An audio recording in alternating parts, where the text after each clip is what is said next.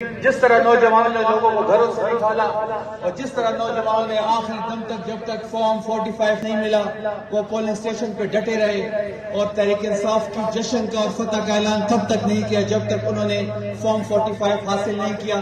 तो ये नौजवानों की कामयाबी है और सबसे उससे के बाद अल्लाह ताला का लाख लाख शुक्र कि अल्लाह ताला ने हमें ये मौका दिया। तहरीक इंसाफ का शुक्रिया, इमरान खान का शुक्रिया कि उन्होंने मेरे ऊपर एतमाद किया। अब पार्टी की बहुत बड़ी जिम्मेदारी उन्होंने मेरे सर पे डाली और फिर पूरे कोहाट का शुक्रिया जो इस जिहाद में वो मेरे साथ रहे। अब ये मैं एक और बात आप सबको बताते चलूं कि ये पहला कदम था।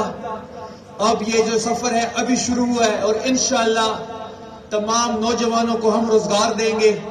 हमारे मंशूर में जैसे था कि हम सेहत में रिफॉर्म्स करेंगे, नौजवानों को रोजगार देंगे, कोहाट को एक मॉडल सिटी बनाएंगे और इस शहर को और इस निजाम से इस शहर को करप्शन से पाक करेंगे। और जो सेहत में हम बार बार सुनते हैं कि रेफर टू पेशावर, ये इंशाल्लाह हम खत्म करके दिखाएंगे। LMH हमारे तरजीहात में है। हम LMH को एक मॉडल हॉस्पिटल बनाएंगे।